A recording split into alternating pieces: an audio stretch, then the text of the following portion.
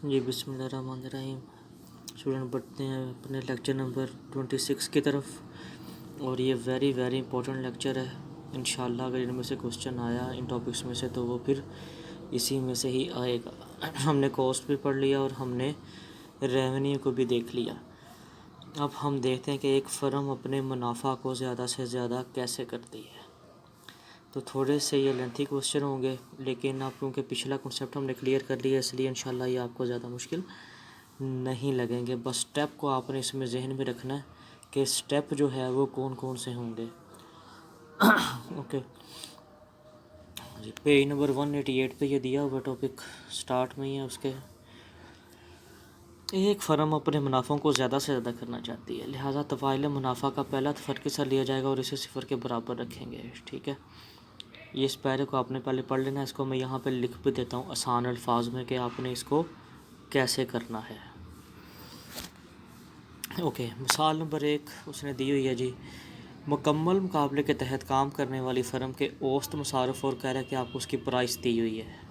वो मकदार मालूम की जाती है जिस पर फ़र्म के मुनाफा क्या होगा, ज़्यादा से ज़्यादा होगा। दूसरे दर्जे की शर्त भी इस्तेमाल करते हैं। दूसरे दर्जे की शर्त से क्या मुराद होता है कि हमने सेकंड डेरिवेटिव लेना है। और किसका लेना है, आइए अब हम इसके स्टेप्स देखते हैं। सबसे पहले इसकी रकम लिख लें सवाल की जी। तो AC उसने हमें दिया हुआ है, ठीक है।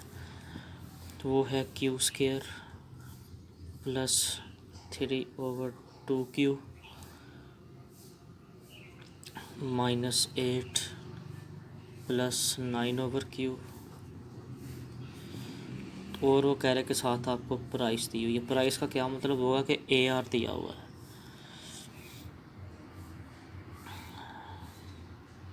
E इज़ इक्वल टू क्या है जी, वो है 10। सिंपल सा फंक्शन उसने दिया हुआ है, ठीक है। P इज़ इक्वल टू क्या है, यानी AR किसके बराबर है, वो 10 के बराबर है। इसमें क्वेश्चन की statement very very very important है, ठीक है। सबसे पहला स्टेप क्या है जी, स्टेप नंबर 1 जो सारा सवाल इस स्टेप पे बेस करेगा। सबसे पहले PF बनाएंगे। PF से मुराद यहाँ पे होगा प्रॉफिट फंक्शन, ठीक है, यानी तफ़ाइल मुनाफा, ठीक है। वो हम यहाँ पे क्या करेंगे, वो हमने यहाँ पे बनाना है। PF से क्या मुराद होगा, प्रॉफिट फंक्शन हमने बनाना है, ठीक है। तो प्रॉफिट फंक्शन बनाने के लिए हमने क्या करना है जी, प्रॉफिट फंक्शन बनाने के लिए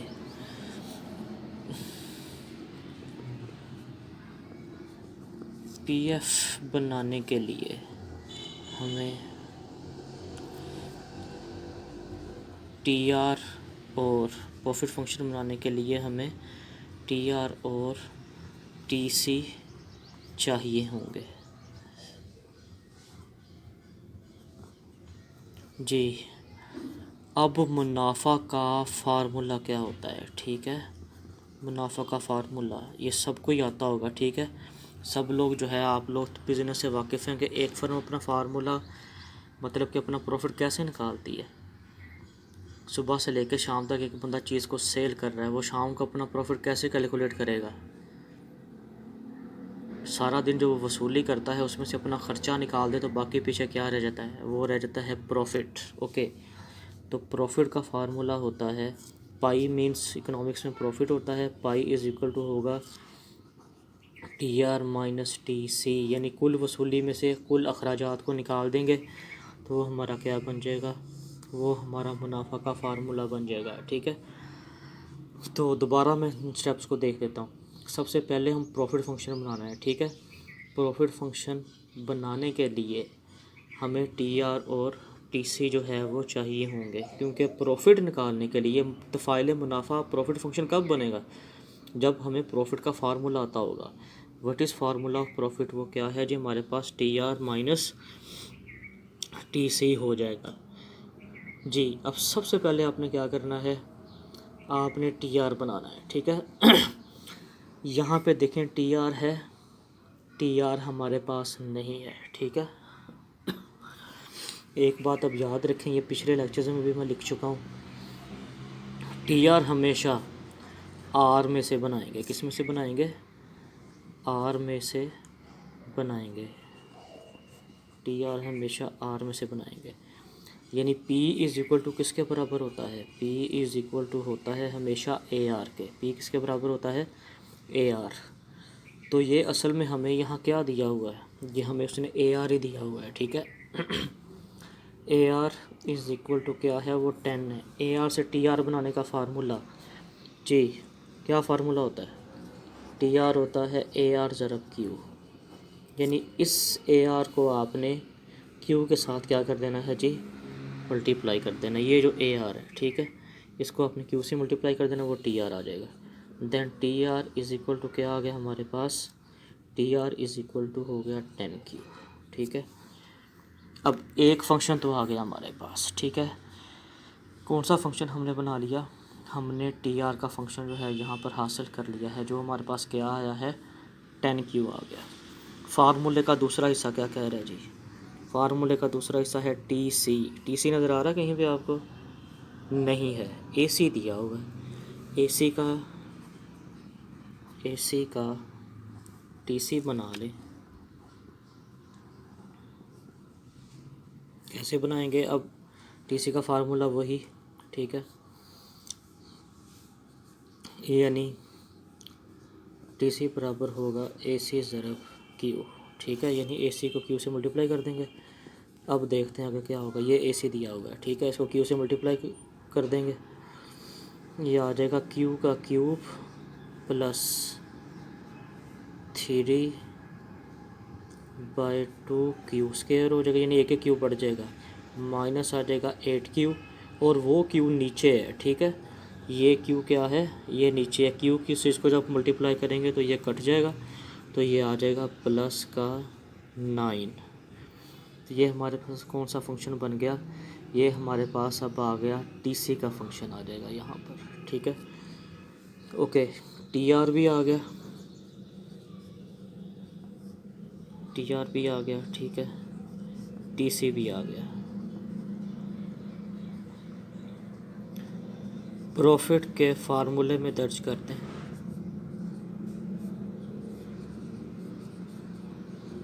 इसको क्या कर दें? प्रॉफिट के फार्मूले में दर्ज करते हैं, ठीक है जी। ये आपके सामने प्रॉफिट का फार्मूला दिया हुआ है, ठीक है। इसके अंदर आप इसको क्या करते हैं?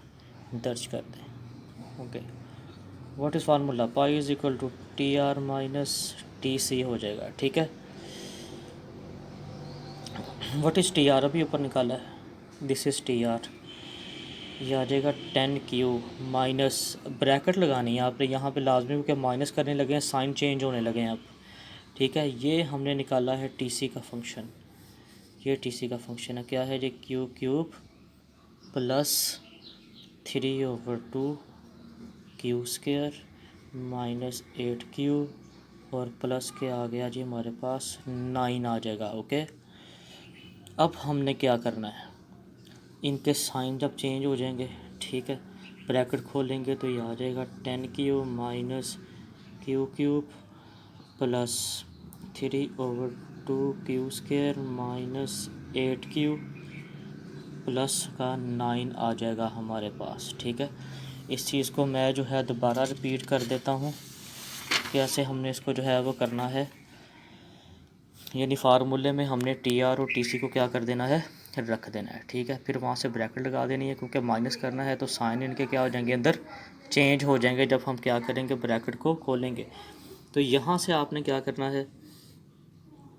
क्यू वाली रकम या क्यू वाले के साथ हल हो जाएगी, जो जो रकमें जिसके साथ हल होती हैं ना, तो आपने वो प्रॉफिट फंक्शन निकाल लेना है, ठीक है। ये हम प्रॉफिट फंक्शन निकाल रहे थे।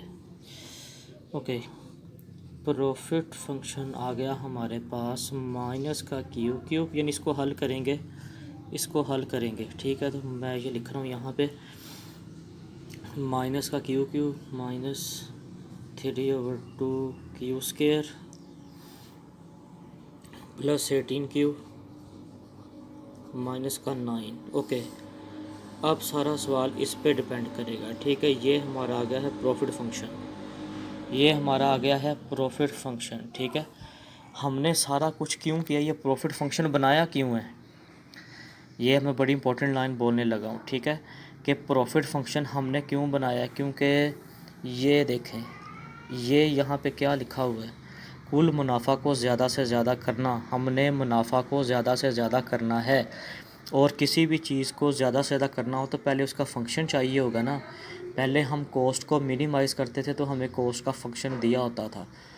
इसी तरह हमने वसूलियों को ज़्यादा से ज़्यादा किया तो वसूलियों का फंक्शन दिया होता था। अब यहाँ पे हमें मुनाफा का फंक्शन नहीं दिया गया, हमने यहाँ मुनाफा का फंक्शन खुद बनाना है। मुनाफा का फंक्शन हमने क्या करना है, खुद बनाना है। मुनाफे के फंक्शन को बनाने के लिए हमें टीआर और टीसी की ज़रूरत पड़ेगी। अगर टीआर और टीसी नहीं है तो आपने ख़ुद बनाने हैं। अगर टीआर और टीसी नहीं है तो आपने ख़ुद बनाने हैं। ये बना के फार्मूले में दर्ज करेंगे, इनको हल करेंगे तो अब हमारे पास क्या आ जाएगा, प्रॉफिट फंक्शन। अब हमारे पास क्या आ गया, यहाँ पर प्रॉफिट फंक्शन आ गया है। अब प्रॉफिट को मैक्सिमाइज़ करना है, ठीक है। अब मैं यहाँ लिखने लगा हूँ। अब प्रॉफिट को क्या करना है आप लोगों ने,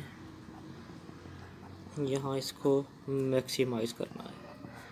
अब किसी भी चीज़ को मैक्सिमाइज़ करने के वही स्टेप वही रहेंगे, ठीक है, चाहे मैक्सिमम करना है या मिनिमम करना है। यानी इसके दो डेरिवेटिव ले लेने हैं, पहले को ज़ीरो के बराबर रख देना है, और जो सेकंड डेरिवेटिव है वो लेस दैन ज़ीरो, यानी कि वो माइनस में आना चाहिए, क्योंकि हम चीज़ को मैक्सिमाइज़ कर रहे हैं। किसी चीज़ को मैक्सिमाइज़ करने की निशानी क्या होती है कि उसका सेकंड डेरिवेटिव वो क्या आता है, वो नेगेटिव आता है, ठीक है। अब हम इसी चीज़ को अब यहाँ पे करके देखते हैं। मतलब कि हम अब इस प्रॉफिट फंक्शन के आपने क्या ले लेने हैं, आपने इसके यहाँ पर दो डेरिवेटिव ले लेने हैं। प्रॉफिट फंक्शन के क्या कर लेना है, दो डेरिवेटिव ले लेने हैं। Okay, let's see. First derivative ये आ जाएगा -3q², ठीक है, क्योंकि 3 ऊपर आ जाएगा, और ये 2 नीचे उतारा तो ये 2 नीचे, 2 2 से कट जाएगा, तो ये आ जाएगा -3q, ऊपर से एक कम हो गया। ओके, प्लस का आ गया 18। ये हो गया हमारा first derivative. What is second derivative, दोबारा ले लें इसका, ये आ जाएगा -6q और माइनस का आ जाएगा 3। Okay, put first derivative equal to zero, यानी पहले डेरिवेटिव को यहाँ पे क्या कर देना है आप लोगों ने, ज़ीरो के बराबर रख देना, जो हम मैक्सिमाइज में करते हैं। व्हाट इज़ फर्स्ट डेरिवेटिव, वो है जी -3q², माइनस का 3q, प्लस आ जाएगा 18। ओके, अब इसको ज़ीरो के बराबर हमने रख दिया। ये हमारे पास प्योरली दो दर्जे मसावात है। ये कौन सी है, लेकिन इसमें एक अभी खामी है, ठीक है, इसमें भी एक खामी है कि ये q² क्या है, ये नेगेटिव में आ रहा है, इसको लाजमी प्लस होना चाहिए, इसको क्या होना चाहिए, प्लस होना चाहिए। तो सारी क्वेश्चन को हम क्या करेंगे, इसको हमने माइनस के साथ ज़रब दे देनी है, ठीक है। तो ये हमारे पास आ जाएगा 3q² प्लस का हो जाएगा 3q और माइनस का 18 = 0। बुक में ज़रा डिफरेंट तरीके से किया, उसने वहाँ पे जोड़े बनाए हुए हैं, ठीक है। आप यहाँ क्या लगा लें, दो दर्जी फार्मूला लगा लें, ठीक है। अब हम ये सब कुछ क्यों कर रहे हैं, ये सब कुछ अब हम Q की कीमत को मालूम करने के लिए कर रहे हैं। किसके लिए कर रहे हैं, हम ये सब कुछ Q की कीमत को मालूम करने के लिए कर रहे हैं, जिसके लिए हमारे पास दो दर्जी मसावात आ गई, ठीक है। अब इसमें हम फार्मूला लगा देंगे, ठीक है। यानी A बराबर कितना आ जाएगा 3, B बराबर आ जाएगा 3 और C बराबर कितना आ जाएगा -18। इन सारी रकमों को आपने क्या कर देना है, जब आप उसको फार्मूले में लगा देंगे, ठीक है, तो यहाँ पे Q की दो वैल्यूज़ आ जाएंगी। AQ आ जाएगा हमारे पास -3 और AQ आपके पास आ जाएगा 2, ठीक है। मैं डायरेक्ट ही कर रहा हूँ, आप फार्मूला पुट करके इसको कर लीजिएगा, क्योंकि ये सारी चीज़ें आपने पहले की हुई हैं, ठीक है। ओके, अब यहाँ से क्या करना है आपने, अब जो हम करते होते हैं सेकंड डेरिवेटिव को चेक करना है, ठीक है। अब Q की कदरें, यानी जो Q की वैल्यूज़ होंगी, वैल्यूज़ को उर्दू में कदर कहते हैं, Q की कदरें बारी बारी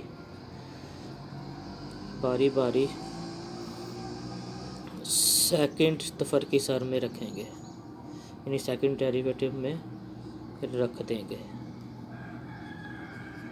what is second derivative? Second derivative अब हमारे पास क्या है यहाँ पर, वो था जी pi double dash is equal to -6q-3। इसके अंदर पुट करते हैं। अब पहले क्या करेंगे कि जी पहले आप यहाँ पे रख दें, इसके अंदर 2 रख दें, ठीक है। q बराबर 2 रखने से ओके ये आ जाएगा -6 इंटू 2 माइनस का आ जाएगा 3, तो ये कितना हो जाएगा जी, -6 -12, ठीक है। और इसका आंसर आ जाएगा -15, यानी ये हमारा क्या आ गया, <0 आ गया, ठीक है। इधर लाइन लगाते हैं, बाकी क्वेश्चन आगे कंटिन्यू करते हैं। ओके अब q इज इक्वल टू क्या रख देना है यहाँ पर, अब q इज इक्वल टू -3 रखने से, ठीक है। ये जो -3 हमने निकाला था, अब ये सेकंड डेरिवेटिव के अंदर रखना है, ठीक है। तो व्हाट इज सेकंड डेरिवेटिव, वो हमारा था जी -6q-3, इसके अंदर रख दें -6 इंटू -3, ये आ गया जमा का 18 -3, और ये जमा का 15 आ गया, जो कि ग्रेटर दैन 0 है, ठीक है। हमारी शर्त कहाँ पे ठीक होगी, हमारी शर्त क्या यहाँ ठीक हो रही है या यहाँ ठीक हो रही है, गौर से देखें। हमारी शर्त क्या यहाँ ठीक हो रही है या यहाँ ठीक हो रही है। मैक्सिमम की शर्तें दोहराएं ज़हन में, मैक्सिमम की शर्तों को ज़हन में दोहराएंगे तो आपके ज़हन में फ़ौरन आ जाएगा कि वो वाला क्यू सेलेक्ट करना है, क्यू वो सेलेक्ट करना है, क्यू वो सेलेक्ट करना है जो रखने से जवाब आपका क्या आएगा, माइनस में आएगा। 2 रखने से जवाब माइनस में आया है कि -3 रखने से आया है, Q2 रखने से जवाब माइनस में आया है, ठीक है। ये देख लें, दोबारा बता देता हूँ।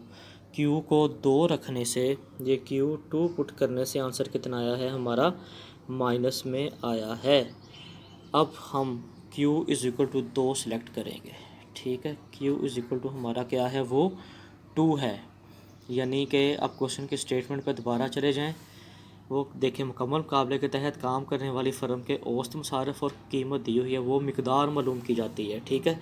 मिकदार कितनी आ गई जी, मिकदार हमारे पास आ गई 2, ठीक है। ये मिकदारें हमने असल में 2 निकाली थी, ठीक है। क्वेश्चन को फिर देख लें एक दफ़ा, एक हमने -3 निकाली थी, एक 2 निकाली थी। हमने 2 क्यों सिलेक्ट की, क्योंकि 2 को सेकंड डेरिवेटिव में रखा तो आंसर आया -15। यहाँ फंक्शन मैक्सिमम होगा, प्लस वाला 15 नहीं ले सकते क्योंकि वो Q -3 रखने से आंसर क्या आया है, पॉजिटिव में आया है। एक मिकदार वैसे ही माइनस में नहीं होती, इस वजह से भी वो इग्नोर हो जाएगा। तो Q2 हमने क्यों लिया है, वो इसलिए लिया है क्योंकि हमारा जो आंसर है वो Q2 रखने से क्या आया था, माइनस आया था। ये मैं बार बार इसलिए ज़ोर दे के बता रहा हूँ कि यहाँ पे स्टूडेंट की गलती होती है, ठीक है। यहाँ उनको नहीं पता लगता, तो वो वैल्यू सेलेक्ट करनी है जो रखने से आंसर क्या आया है आपका, माइनस में आया था, ठीक है। तो वो मिकदार, ठीक है, इस पर क्या है, मुनाफा हमारा ज़्यादा से ज़्यादा हो जाएगा, ठीक है। अब अगर आप मुनाफा मालूम करना चाहते हैं, ठीक है, ये तो वो मिकदार आ गई, वो मिकदार है जिस पर मुनाफा ज़्यादा से ज़्यादा है।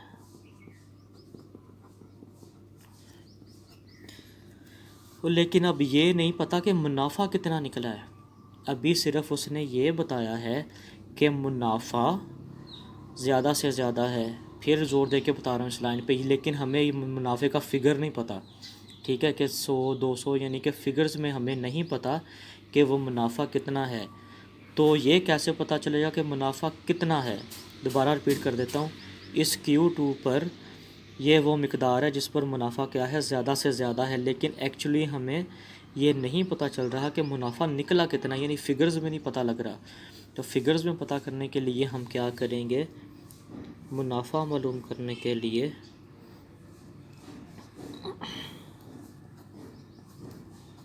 हम Q इज़ इक्वल टू 2 को प्रॉफिट फंक्शन में दर्ज कर देंगे।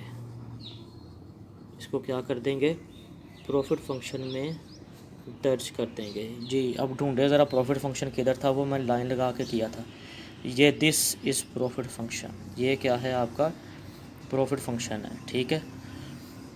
इसको दोबारा यहाँ लिख लें, ये क्या था, pi is equal to minus q minus 3/2 क्यू² प्लस आ जाएगा जी 18Q माइनस 9, या Q2 उठा के इसके अंदर लगा दें, यानी माइनस आ जाएगा 2 का क्यूब माइनस आ जाएगा 3/2, इधर आ जाएगा 2 का स्क्वायर प्लस आ जाएगा 18 × 2 माइनस का 9। जब आप इस सारे इक्वेशन को हल कर लेंगे तो प्रॉफिट आपके पास आ जाएगा दी 13, ठीक है। तो यहाँ तक ये आपका सवाल था। इसको वीडियो को आपने बार बार जो है वो उसको रिवर्स करके एक एक स्टेप को आपने समझ लेना है, ठीक है, क्योंकि यही वो क्वेश्चन है जो बार बार कहाँ आते हैं, पेपर में आते हैं।